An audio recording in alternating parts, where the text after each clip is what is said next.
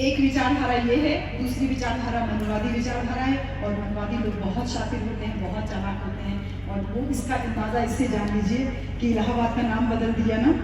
हमें पता था तुम इलाहाबाद बदल दोगे, हमें पता था तुम फैजाबाद बदल दोगे। अभी भी दिल को सुकून ना मिला हो तो कोई और आबाद बदल दोगे, लेकिन शहरों के नाम बदलने वालों जरा ये तो बताओ कि अपने दामादों के नाम कब बदलोगे।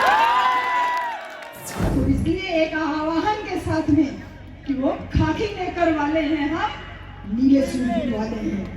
हाँ, वो खाकी नेकर वाले हैं, हम नीले सूट बुक वाले हैं। हम बाबा साहब के बेटे हैं, वो बाबा साहब के साले हैं। क्योंकि वो जिससे जीत नहीं पाते उसको अपना जीजा बना लेते हैं। इतिहास गवाह है इस बात का, चाहे वो बाबा साहब रहे हो और चाहे अखिलेश यादव रहे हो। सिर्फ इसलिए कि चमार और यादव ये एक ना होने पाए किसी भी तरीके से। तो देखिए, दोनों तो एक ही माँ के संतान थे। जैसे होता ना, दो भाई हुए, फिर दो भाई चाचा हो जाते हैं, बड़े पापा हो जाते हैं, तो वैसे दो भाई, एक ने ठकुराइन से शादी कर ली, एक ने पंडिताइन से शादी कर ली। ठीक, अब ठकुराइन पंडिताइन अपना अपना परिवार तो बना ली, अब उसके बाद पूरी जिंदगी लगी है कि दो भाई एक ना होने पाए। तो ये पूरा समाज में भी यही सारा चल रहा है ठकुराइन पंडिताइन के बीच में, कि ये समाज ना इकट्ठा होने पाए। तो मैं आप लोगों से पूछती हूँ बच्चों, ये बताओ कि आप क्या चाहते हो कि अम्बेडकरवादी और समाजवादियों को एक हो जाना चाहिए कि नहीं होना चाहिए? हो जाना चाहिए कि नहीं हो जाना चाहिए? जो 2019 वाले इलेक्शन में हुआ, जो 2019 वाले इलेक्शन में हुआ, हमारे लोग इकट्ठा हुए, हमने एकजुट हुए, लेकिन हाँ, प्रचार प्रसार नहीं हो पाया, गलती हमने किया कुछ, नहीं तो जो जलजला आता, वो टंडन जी अपने गीत में बहुत बेहतरीन से समझाते हैं, वो जो जलजला आता उसकी आप कल्पना भी नहीं कर सकते थे। लेकिन हाँ, जो आज समाज की ज़रूरत है कि मिलेंगे अम्बेडकरवादी और समाजवादी और दूर भागेंगे ये मनुवादी, हवा में उड़ जाएंगे ये मनुवादी। तो इन्हीं सारी बातों के साथ में बहुत बहुत धन्यवाद। इलाहाबाद है ये, कहते हैं लोग कि मुस्कुराइए आप लखनऊ में, हम कहते हैं मुस्कुराइए कि आप इलाहाबाद में। तो ये इलाहाबाद है, क्रांतिकारी धरती है, क्रांतिकारियों की धरती है और ऐतिहासिक भूमि है। इस भूमि को नमन करती हूँ जितनी बार भी आती हूँ, क्योंकि इस भूमि ने मुझे बहुत एक बड़ा सबक दिया, जिसकी वजह से मैं आज आपके बीच में खड़ी हूँ।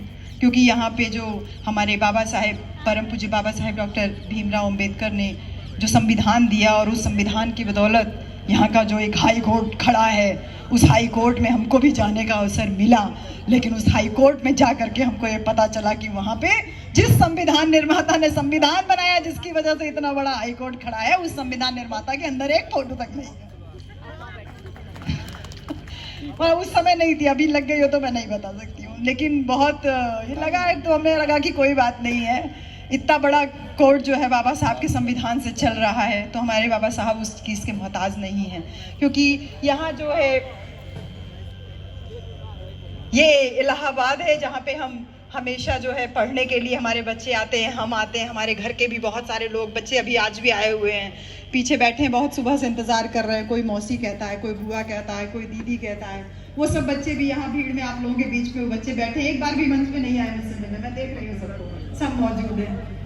वो बच्चे यहाँ आते हैं, लेकिन बच्चों आप सब भी अलग अलग जिलों से आए। एक बच्चा सुबह मिला मुझे, कह रहा मैं रीवा से आया हूँ, उतना दूर से चल के आया है। मऊ, आजमगढ़, देवरिया, बलिया, लखनऊ से तो बहुत लोग आए हैं, लेकिन दूसरे जो है अगर प्रदेश से बच्चे चल करके आए हैं और इलाहाबाद में यहाँ पर पढ़ने भी आते हैं, हमसे मिलने आए हैं, तो मैं उन सबको बहुत धन्यवाद भी देती हूँ। लेकिन बच्चों, एक बात को स्पेशली मैं स्टूडेंट्स को रेफर कर रही हूँ, माइंड मत कीजिएगा, क्योंकि बड़े लोगों को तो बड़े लोग तो फिर बड़े लोगों के लिए बहुत सारे बड़े लोगों ने बहुत कुछ बोला है। आप लोगों की पढ़ाई, शिक्षा का व्यवस्था, आपको क्या पता है कि आज एक बहुत अच्छे से हम प्रोफेसर हो गए, तो जिंदगी हमेशा ऐसी तो ना थी और ना शायद भविष्य में होने वाली है। हम जब छोटे से थे, स्कूल जब पढ़ने के लिए गए, तो आपको पता है मेरे पापा ने मुझे इंग्लिश मीडियम स्कूल में एडमिशन दिलाया, फीस भरी थी, तो टीचर भी बड़ा खुशी खुशी उंगली पकड़ के लेकर के गई, आइए बेटा एडमिशन हुआ, हमको बैठाया गया। लेकिन जब बाबा साहब के समय में, जब बाबा साहब 6 वर्ष के हुए और उनके पिताजी ने उनको जब विद्यालय में एडमिशन कराने के लिए सोचा, तो क्या आपको पता है कि उनके साथ में क्या हुआ? बाबा साहब को कक्षा में प्रवेश करने की अनुमति नहीं थी। एडमिशन तो हो गया बहुत मुश्किलों के बाद, क्योंकि बाबा साहब के पिताजी अंग्रेजी सेना में सूबेदार थे, तो वहाँ पे उनको उसकी वजह से, उस हैसियत की वजह से एडमिशन तो मिल गया, लेकिन कक्षा में उनको घुसने की मनाही थी, उनको कक्षा में प्रवेश नहीं दिया गया।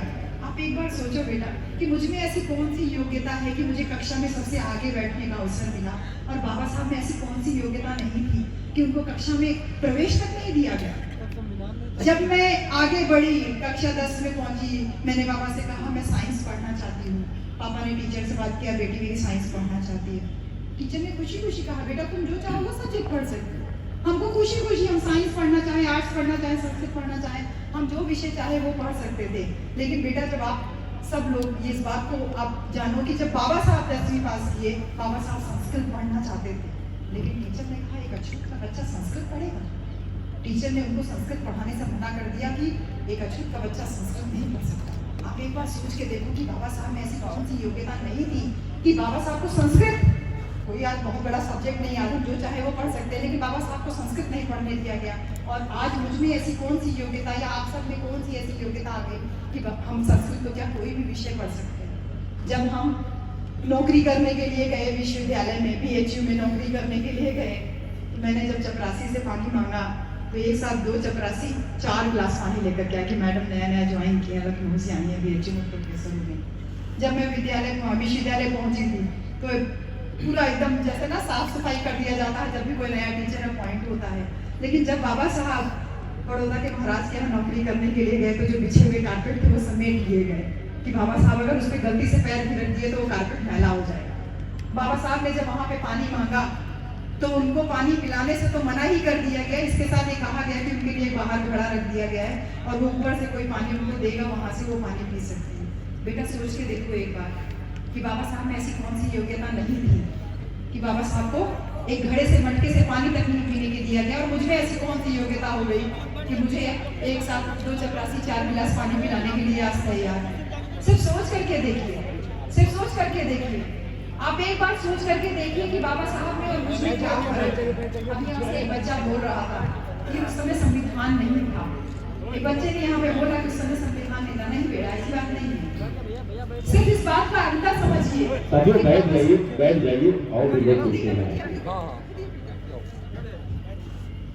सिर्फ एक परिस्थिति को समझ के देखिए कि बाबा साहब उस समय क्यों जो है उनके साथ में इतना दुर्भावना का व्यवहार हुआ, और मुझ में ऐसी कौन सी योग्यता थी जो मुझे हर एक कदम पे, हर एक सीढ़ी पे मुझे जो है सम्मान मिलता चला गया। सिर्फ अंतर इतना है कि बाबा साहब उस समय उन परिस्थितियों से अकेले जूझ रहे थे, और आज मेरे सर पे बाबा साहब का बनाया हुआ संविधान, उसका हाथ है मेरे ऊपर। वो बाबा साहब का संविधान दिन रात मेरी सुरक्षा और संरक्षा करता है। बाबा साहब उस समय अकेले थे बेटा, लेकिन आज तक बहुत सारे हैं बाबा साहब की जय जय बोलते हैं, जय जयकारा करते हैं, बहुत सारे हैं। और आज का दिन जो था, आज 6 दिसंबर है, आज के दिन जब रात के 2 बजे अचानक से 2 बजे रात का एकदम सन्नाटा पसरा रहता है, चारों तरफ सन्नाटा पसरा हुआ था। अचानक से फोन की घंटियां आने लगी, टेलीग्राम आने लगा, जिसको देखो जो जिस तरीके से खबर पा रहा है, क्या खबर पा रहा है, बाबा साहब नहीं है। जो जिस अवस्था में था वो वैसे ही रह गया। कोई सो रहा था, उसको उसकी नींद टूट गई, कोई जगा तो उसको एहसास नहीं हुआ कि अरे बाबा साहब नहीं रहे, बाबा साहब नहीं रहे। किसी को हृदयघात हो गया, किसी को हार्ट अटैक पड़ गया, वो वहीं खत्म हो गया, और उसके बाद जो जैसे उठा वो वैसे चल पड़ा। बाबा साहब नहीं रहे, कहाँ ले जा रहे हैं, कहाँ ले जा रहे हैं। और एक साजिश के तहत या जैसे भी समझ लीजिए, बाबा साहब के पार्थिव शरीर को मुंबई भेज दिया गया। बाबा साहब ने अंतिम सांस ली दिल्ली में, लेकिन बाबा साहब के अंतिम अंतिम शरीर को जो है दर्शन के लिए भेज दिया गया। कहाँ? मुंबई।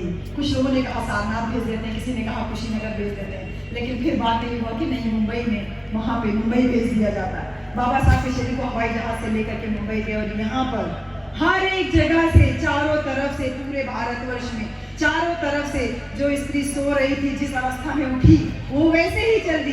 जो आदमी पैर में चप्पल पहना था, जूता पहना था, नहीं पहना था, ठंडी में स्वेटर पहना था, नहीं पहना था, जो जैसा था बस वैसे चल पड़ा। कहाँ कि मेरे बाबा साहब का मुझे एक बार अंतिम दर्शन हो जाए। मेरे बाबा साहब नहीं रहे। हर किसी के मुंह से ही ना गए मेरे बाबा साहब नहीं रहे, मेरे बाबा साहब मुझे छोड़ के चले गए, ऐसा कैसे हो गया। सब के सब चल पड़े, और जब तक बाबा साहब का शरीर पहुंचता मुंबई की सड़क पे, पूरी मुंबई का चक्का जाम हो चुका था। 5 लाख से ज्यादा लोग मुंबई के सड़कों पे बाबा साहब के अंतिम दर्शन के लिए, उनके दर्शन के लिए खड़े हुए। जब बाबा साहब का शरीर को उतारा गया और एक रथ के द्वारा जब वो जय भूमि पर ले जाया जा रहा था, पीछे से केवल ही चारों तरफ से खाली एक बुद्धम शरणम गच्छामि का घोष हो रहा था। सभी लोग बस ये कह रहे थे, अरे मेरे बाबा साहब मुझे छोड़ के इतना जल्दी कैसे जा सकते हैं। हर एक व्यक्ति पीड़ित था, हर एक आंखों से आंसू गिर रहा था कि बाबा साहब कैसे जा सकते हैं। वो रात्रि यकीन नहीं आ रहा था किसी को, अपने कानों पे अपनी आंखों पे।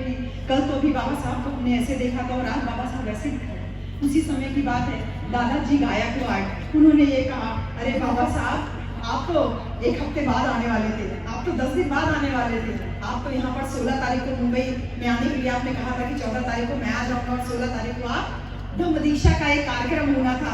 बाबा साहब आप तो हमको 16 तारीख को धम्म दीक्षा देने वाले थे और ये क्या हुआ कि बाबा साहब आप एक हफ्ता पहले ही मुंबई आ गए, ऐसा कैसे हो गया। सभी आंखों में केवल आंसू झर रहे थे, आंसुओं के अलावा किसी के मुंह से कोई बोली नहीं निकल रही थी। और उन्होंने कहा कि आप बाबा साहब तुम तो चले गए, लेकिन बाबा साहब तुम्हारे जाने के बाद अब हमको बौद्ध धर्म की दीक्षा कौन दिलाएगा।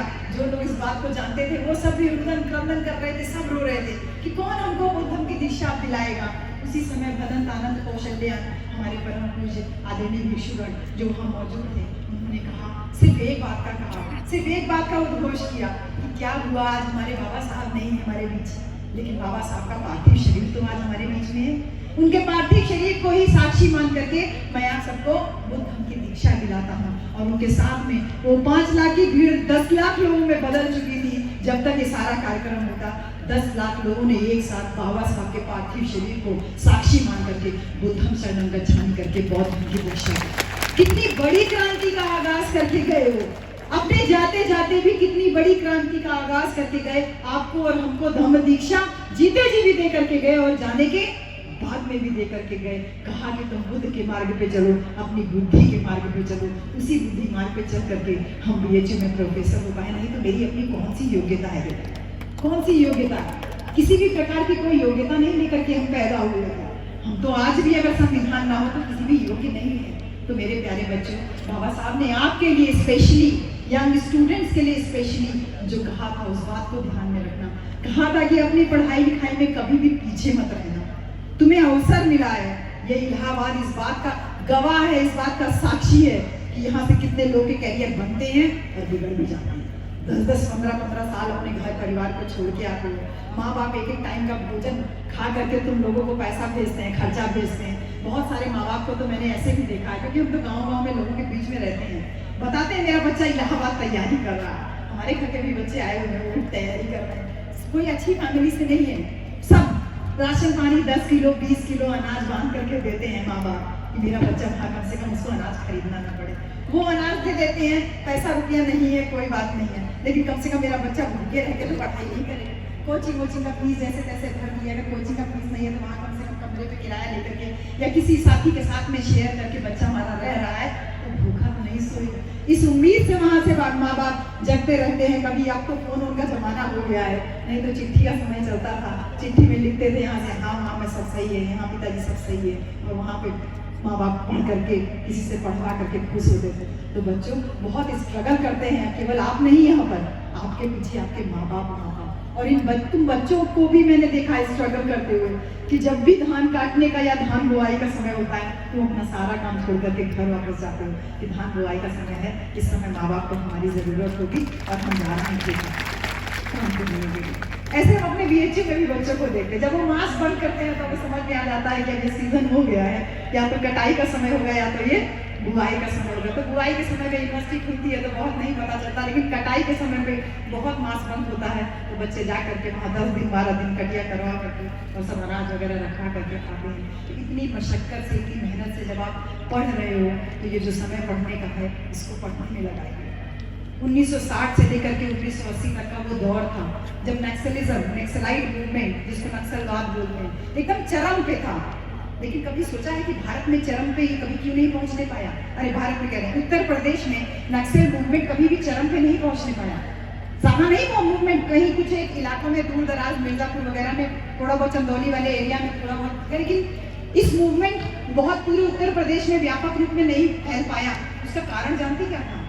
संविधान तो पूरे भारतवर्ष में लागू था, लेकिन उसका एक कारण थे जिन्होंने बाबा साहब की बातों को, बाबा साहब की विचारधारा को 100% अपने जीवन में भी उतारा और अपने समाज में भी लोगों के बीच में उतारा, वो थे कांचीराम साहब का बहुजन मूवमेंट, साहब कांचीराम का जो साइकिल पे घूम करके गांव-गांव में घूम करके जो बहुजन मूवमेंट प्रसारित किया गया, उसने आपके जैसे युवा बच्चों के अंदर ललक पैदा की।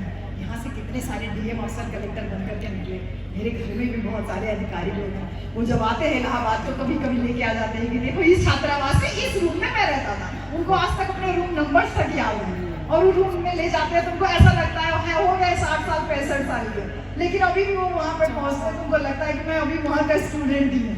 उतने ही बिल्कुल वाइब्रेंसी के साथ में, उतने ही जो है एकदम बचपने के रूप में वो दिखाते हैं। देखो ये वाला मेरा कमरा था, अब देखो इसकी ऐसी हालत होगी, पहले मैं यहाँ कुर्सी रखता था, यहाँ मेज रखता था, इस तरीके से वो बताते हैं। तो कितने अधिकारी इस विश्वविद्यालय ने दिए और इस जगह पे भी साहब कांचीराम का मिशन मूवमेंट एकदम फ्लरिश किया। मुझे लगता है कि जो हमारे चीफ गेस्ट हैं साहब, वो भी उस मूवमेंट से लाभान्वित हुए होंगे। साहब कांचीराम को आपने अपनी आंखों से देखा होगा, हमने तो कभी नहीं देख पाए, लेकिन हम तो देख नहीं पाए साहब को, लेकिन आप लोगों ने देखा है। तो मैं यही मानती हूँ कि साहब का रूप आप लोग हैं, आप लोगों की आंखों से हम साहब कांचीराम को देख पाते हैं। जो लोग साहब कांचीराम को साक्षात रूप में देखे हैं, मिशन मूवमेंट उनसे सीखे हैं, उनका कैडर पढ़े हैं, वो लोग जानते हैं कि इस बात को कि बहुजन मूवमेंट जो साहब कांचीराम ने चलाया, मेरे प्यारे बच्चों, उसका सबसे बड़ा लाभ अगर किसी को हुआ तो युवा बच्चों में हुआ।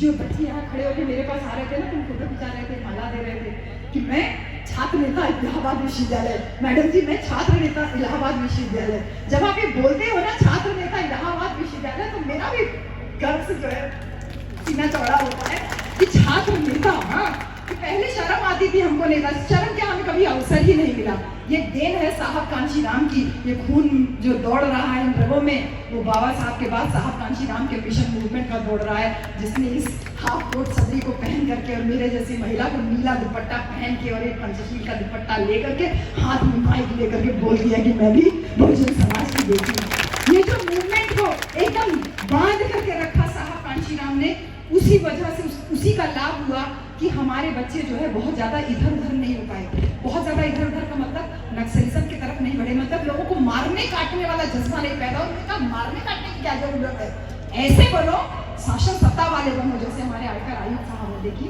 शासन सत्ता में भागीदारी है ना, कितने सारे छोटे छोटे बड़े बड़े जाति के लोग इनके आके चरण छूते होंगे ना कि साहब हैं। हाँ, साहब कांचीराम के मिशन मूवमेंट की देन है ये बाबा साहब के संविधान की देन है कि साहब आयुक्त बने, लेकिन वो आ करके इनका पैर छूता है। ये साहब कांचीराम के मिशन मूवमेंट की देन है बच्चों, कि आपके अंदर जज्बा पैदा किया कि तुम नेता बनो, तुम शासन सत्ता में भागीदारी लो, तुमको किससे की तुम्हारा रोग जो है अपने आप से पैर छुए, तुम्हें जरूरत ही नहीं है मारने काटने की। तो एक बहुत बड़ा ये मिशन मूवमेंट जो साहब कांचीराम का खड़ा किया हुआ था बच्चों, यही बाबा साहब का संदेश आपके लिए था कि किसी भी तरीके से पढ़ाई लिखाई में पीछे मत रहो। मैं हमेशा अपने फर्स्ट ईयर स्टूडेंट्स को, फर्स्ट सेमेस्टर स्टूडेंट्स को बीएचयू में एक चीज बोलती हूँ कि दो चीज से सावधान रहना, एक गंगा से और दूसरा भी गंगा से। तो बच्चे कहते हैं मैडम ये समझ में नहीं आया। मैंने कहा देखो, एक तो गंगा नदी में घूमने में बहुत मजा आता है और दूसरा गंगा का मतलब लड़की।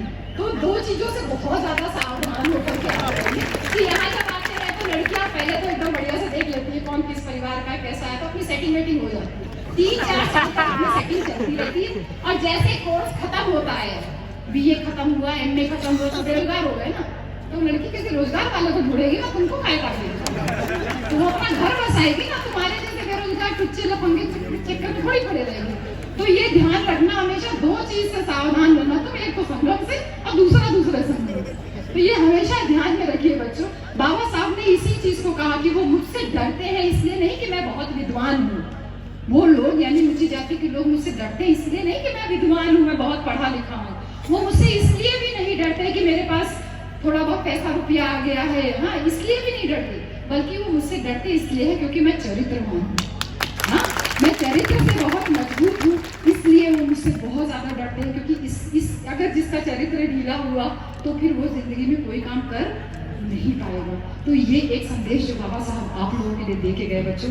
मैं यही छोटी छोटी बातें, मैं इसीलिए बहुत खुश थी, काफी समय के बाद इलाहाबाद आने का अवसर मिला। मैं सुनती थी कहानियों में, किस्सों में कि इलाहाबाद जाते हैं तो कभी अंगीठी जलाया करते थे, आजकल गैस और स्टोव का समय आ गया है तो स्टोव ही जला करके पंप कर रहे हैं और दाल चढ़ा दिया, और लोटा में चावल बनाने की कला तो मैंने इलाहाबाद के बच्चों से ही सीखी है। सही बता रही हूँ। मेरी तो जब शादी हुई, मेरे ससुर जी मेरा वीडियो बना रहे आए हैं साथ में, ये कहते बेटा तुम लोटा में चावल कैसे बना लेती हो? हम क्या आपको बना के खिला के दिखाते हैं, दाल बनाते तो दाल के अंदर लोटा रख देते थे, उसमें एकदम चावल डाल के, कहे वाह भाई वाह। हम क्या जब अकेले रहते थे तो यही सब कलाकारी न करेंगे, तो दाल मतलब जो इतनी कलाकारी कर लेता हो, जो दाल और चावल उसी में आलू वालू डाल दीजिए और जो कुछ सब्जी है तो भी चोखा बनकर के एकदम चौका तैयार हो जाता है। तो जो इतनी कलाकारियाँ हम खाने के प्रयोग, मतलब इतने सारे प्रयोग हम खाने के साथ कर सकते हैं, व्यवहारिक जीवन में कर सकते हैं बेटा, तो अपनी पढ़ाई के साथ ये ध्यान रखिएगा कि केवल खाने और ये प्रयोग करने के लिए तुम यहाँ नहीं आए हो, तुम यहाँ पढ़, मुझे मेरा समय। तो मैं छोटी छोटी बातें जो आप लोगों के लिए करने के लिए आई थी, मैं लेंदी नहीं करूँगी क्योंकि समय आपका 6 बजे तक का ही, शायद आपको 6 बजे तक का आना, ठीक है, 6 बजे तक आपका ये आपका परमिशन वाला जो है, अनुमति वाला वो। हाँ, और एक चीज़ और भी है कि मुझे तो तुम लोग सुनने के लिए रुके हुए हो, लेकिन मुझे सुनने के बाद अगर भागे तो मैं दोबारा इलाहाबाद नहीं आऊँगी। हाँ, क्योंकि मैं बहुत सम्मान करती हूँ सर का, और सबसे पहले बोलने का मैंने एक दुस्साहस किया है एक तरीके से। वैसे तो चीफ गेस्ट आखिरी में बोलते हैं, लेकिन फिर भी दुस्साहस ही कह लीजिए, जो इस कार्यक्रम के आयोजक समिति के अगुआ हैं, जिनके प्रेरणा से ऐसा कार्यक्रम चल रहे हैं इलाहाबाद में, आप लोगों का भी मान सम्मान बना हुआ, तो आप प्लीज़ उनको भी सुन करके जाइएगा, मैं भी उनको सर को सुन करके ही जाऊँगी।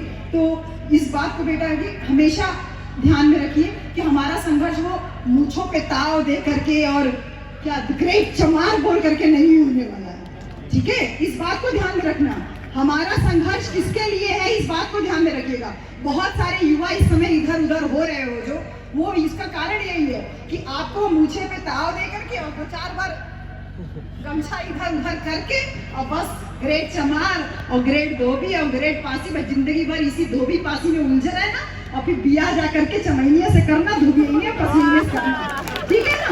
और जिंदगी भर यही करते रहना, इसके अलावा कुछ करना नहीं। तो ये ध्यान रखो कि हमारा संघर्ष किसके खिलाफ है, हमारा संघर्ष उस मनुवादी सत्ता के खिलाफ है और अपने आप को सत्ता में लाने के लिए है। हमें अभी उस नक्सलिज्म मूवमेंट की तरफ नहीं जाना है। हमें बाबा साहब ने संविधान दिया है, शासन सत्ता में भागीदारी का जो मौका दे रहे हैं बाबा साहब, दे के गए हैं, उस मौके को सबसे पहली जो नींव होती है उस मौके को लेने की, वो है पढ़ाई। तो शिक्षित बनिए, और इस शिक्षित में सबसे इम्पोर्टेंट रोल है, जिसकी मैं प्रोफेसर हूँ, जिसका मैं कभी प्रयोग नहीं करती अपने सार्वजनिक मंचों पे, वो है अंग्रेजी। बाबा साहब ने कहा ना, शिक्षा वो शेरनी का दूध है जो पिएगा दहाड़ेगा। मैं आज कहती हूँ कि अंग्रेजी वो शेरनी का दूध है जो पिएगा वो दहाड़ेगा। आप 4 अभी लाइन, हमारे लड़के वाले पिक्चर थोड़ा हीरो बनने की कोशिश ज्यादा करते हैं ना, बस अंग्रेजी शुरू कर दीजिए, बच्चे एकदम शांत, बस आप 4 लाइन अंग्रेजी बोल दीजिए, बच्चे एकदम चुप मार जाते हैं। उसके पहले तो मैडम जी हम नहीं पूछा चाहे, हम मैडम जी ये बता दीजिए, मैडम जी वो बता दीजिए, तो कुछ देर तक तो उनका मनोभाव लेते हैं, लेकिन जब हमें समझ में आता है कि अब ये काबू में नहीं होने वाले, तो फिर हम अपने विषय पे आ जाते हैं। और जैसे विषय पे आते हैं तो आपको पता नहीं किससे डर लगता है, लेकिन आमतौर पे बच्चों को अंग्रेजी और मैथ से ही डर लगता है। तो अंग्रेजी हम पढ़ाते हैं, तो अंग्रेजी आप भी पढ़ेंगे अगर, तो एक जो कॉन्फिडेंस डेवलप होता है अंग्रेजी भाषा, क्योंकि इस बात को ध्यान रखिएगा कि भारतवर्ष में लॉर्ड मैकॉले ने जो इतनी बड़ी क्रांति करी अंग्रेजी भाषा को यहाँ इंडिया में इंट्रोड्यूस करके, उसका अवसर का लाभ सबसे ज्यादा अगर किसी ने उठाया तो वो ब्राह्मणों ने उठाया था। आपको तो कहा कि मत पढ़ो, लेकिन उन्होंने सबसे ज्यादा इसका फायदा उठाया। और आपको ये जान के बहुत आश्चर्य होगा कि आजादी के पहले जो आईएएस की परीक्षा होती थी उसको आईसीएस बोला जाता था। ICS Indian civil service, ICS बोलते थे उसको। आईसीएस का एग्जाम जो होता था वो, उसमें जो पहले 18 आईसीएस इंडियंस चुने गए थे, उसमें से 16 ब्राह्मण थे, और वो सिर्फ और सिर्फ अंग्रेजी भाषा के जानने की वजह से थे। ये सरकारी आंकड़ा है, मेरा अपना बनाया हुआ आंकड़ा नहीं है।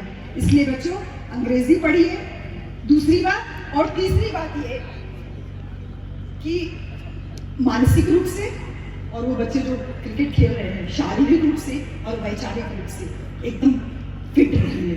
सुबह उठ करके थोड़ा जल्दी, देर रात तक गर्लफ्रेंड से बतियाओगे तो सुबह क्या खाएंगे? तो रात भर बाबू सोना बच्चा यही होती है, और फिर सुबह को अपना वो भी करेगी और तुम्हारा तो करियर चौपट करके निकल लेगी ना फिर। हाँ, मेरा बाबू मेरा सोना ये सब खूब गाना भी खूब चल रहा है। पांडे जी का बेटा हूँ, ठीक है ना?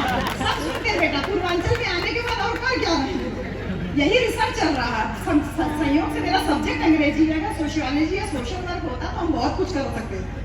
ठीक है, अभी भी बहुत सारा रिसर्च कर ही रहे हैं कि क्या क्या करते हो तुम लोग रात रात में जग जग करके। हमारे घर में भी बहुत सारे बच्चे, तो बाबू सोना बच्चा चक्कर नहीं हो, जिंदगी भर बाबू तो तुम बने नहीं हो, तुमको पता भी है कि तुम बाबू नहीं हो, वो एक नंबर के आराम है, ठीक है? तुम भी बने रहते हो उसके सामने सोना बच्चा। तो ये थोड़ा सा जो है ना टाइम पास वाला जो आपका जो समय चल रहा है, करिए टाइम पास, हम मना नहीं कर रहे हैं। जो दौर है जिस तरीके का चल रहा है चलिए, लेकिन कॉम्प्रोमाइज अपनी पढ़ाई से मत कीजिए। मानसिक, शारीरिक और वैचारिक रूप से विचारों से लैस रहिए। अगर आप शारीरिक रूप से भी सक्षम हैं तो भी आपका ये मनवादी लोग कुछ बिगाड़ नहीं सकते। और वैचारिक रूप से लैस होने के लिए इस टाइप के आयोजन और अपने महापुरुषों की जो जीवनी है उनके बारे में, महापुरुषों के जीवन के बारे में जानिए। और एक चीज़ और, जो नौकरी पेशा लोग, जो वकील लोग यहाँ पर मौजूद हैं, बाबा साहब ने संदेश दिया था कि बच्चों आप लोग पढ़ो लिखो और पढ़ लिख करके डीएम अफसर कलेक्टर तो हर लोग बनने का सपना देखते हो, लेकिन समस्या की जड़ में है कि आप जज नहीं हो। तो जज बनो, वकील तो बहुत सारे बैठे हैं, आप जज की कुर्सी पे कब्जा करो, जज बनो। क्योंकि इसी इलाहाबाद का मैं इंसिडेंट आपको बता के अपनी बात खत्म करूंगी। इसी इलाहाबाद में भी विश्वविद्यालय के खिलाफ बहुत सारा केस लड़ते लड़ते एक जज साहब ने जो मुझे कहा, वो मेरी कानों में वो शीशा पिघला करके डालने के बराबर ही था। उन्होंने जो बात बोली थी उस बात से मुझे इतना सबक मिला। मेरे यहाँ जीजा जी भी बैठे हुए हैं, वो इस बात के गवाह हैं कि कोर्ट से निकल करके हम एकदम फूट फूट करके रोए कि एक जज की इतनी हिम्मत कैसे हो गई बोलने की। मैं पढ़ लिख करके नेट क्वालिफाई करी हूँ, PhD करी हूँ, और वहाँ खड़े होकर मैं इन पर्सन फाइट कर रही थी। इन पर्सन मैं केस फाइट कर रही थी अपने विश्वविद्यालय के खिलाफ, और एक जज इस तरीके की टिप्पणी कर कैसे सकता है? क्योंकि कोर्ट रूम की गतिविधियां हम रिकॉर्ड नहीं कर सकते, बाहर बोल नहीं सकते। तो वहां से दुखी होकर के आए और यहीं LIC में, जो LIC बिल्डिंग है उसके बाहर एक नीम का पेड़ है, वहाँ चाय पीते हुए रोते हुए पति से अपने यही बात बोलने लगे कि यार ये लड़ाई कुछ किसी और चीज की है, ये लड़ाई कोर्ट से लड़ने वाली नहीं है, ये लड़ाई कोर्ट से लड़ने वाली नहीं है, इस समस्या की जड़ में कुछ और है। और उस दिन ये समझ में आया कि समस्या की जड़ कहाँ थी। घर गए, साहब कांशीराम की चमचा युग पुस्तक खरीदी क्या, वो खरीद के पहले से रखी थी लेकिन पढ़े नहीं थे। और फिर उस कांशीराम साहब की एकमात्र लिखी हुई पुस्तक चमचा युग को 1 बार पढ़ा, 2 बार पढ़ा, 3 बार पढ़ा, 4 बार पढ़ा, बार पढ़ा।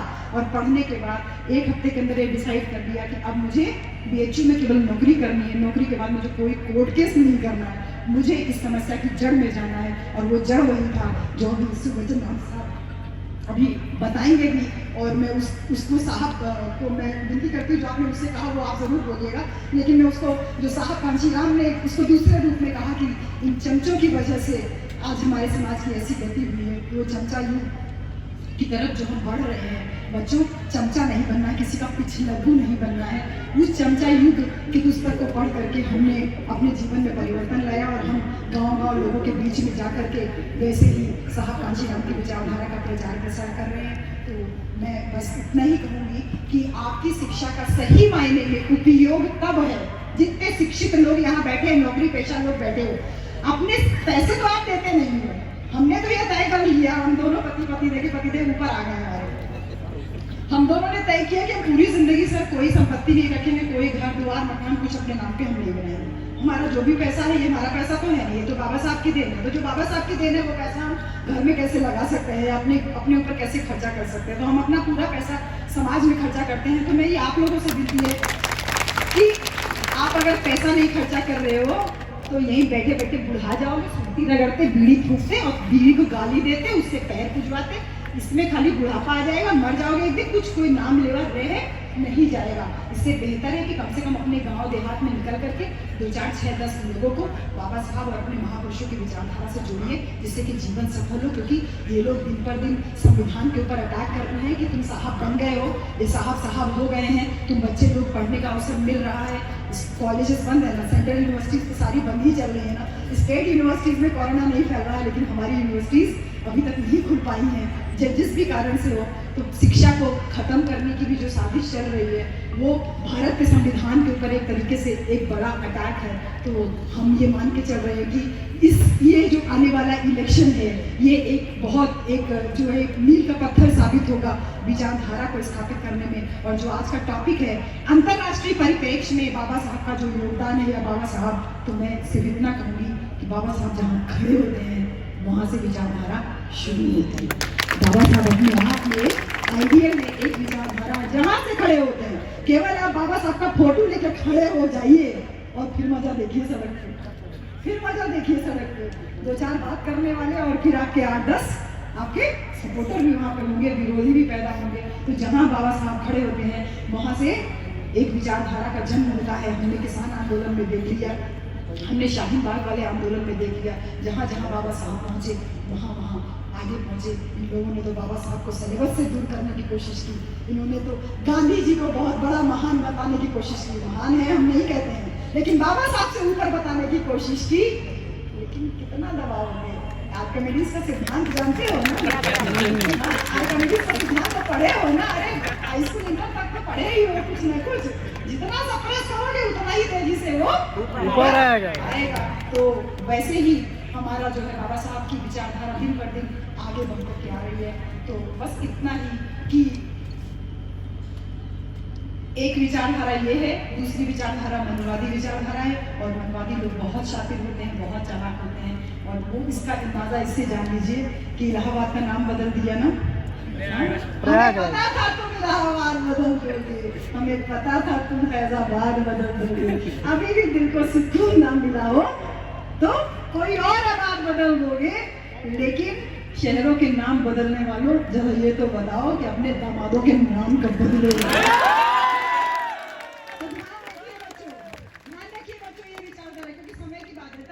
मैं उस पॉइंट पे आ ही नहीं पाई, इसलिए मैंने शॉर्ट में आपको सिर्फ इतना बोला है। तो इसलिए एक आह्वान के साथ में कि वो खाकी नेकर वाले हैं, हम नीले सूट वाले हैं। हाँ, वो खाकी नेकर वाले हैं, हम नीले सूट बुक वाले हैं। हम बाबा साहब के बेटे हैं, वो बाबा साहब के साले हैं। क्योंकि वो जिससे जीत नहीं पाते उसको अपना जीजा बना लेते हैं। इतिहास गवाह है इस बात का, चाहे वो बाबा साहब रहे हो और चाहे अखिलेश यादव रहे हो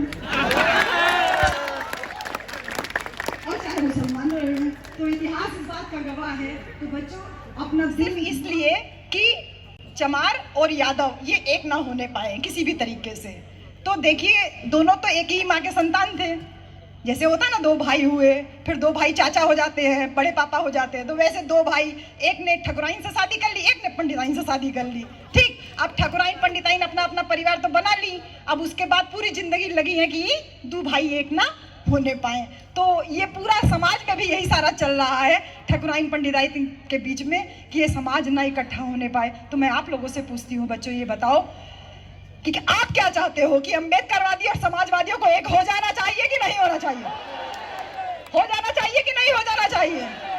जो 2019 वाले इलेक्शन में हुआ, जो 2019 वाले इलेक्शन में हुआ, हमारे लोग इकट्ठा हुए, हमने एकजुट हुए, लेकिन हाँ प्रचार प्रसार नहीं हो पाया, गलती हमने किया कुछ। नहीं तो जो जलजला आता, वो टंडन जी अपने गीत में बहुत बेहतरीन से समझाते हैं, वो जो जलजला आता उसकी आप कल्पना भी नहीं कर सकते थे। लेकिन हाँ, जो आज समाज की ज़रूरत है कि मिलेंगे अम्बेडकरवादी और समाजवादी और दूर भागेंगे ये मनुवादी, हवा में उड़ जाएंगे ये मनुवादी। तो इन्हीं सारी बातों के साथ में बहुत बहुत धन्यवाद।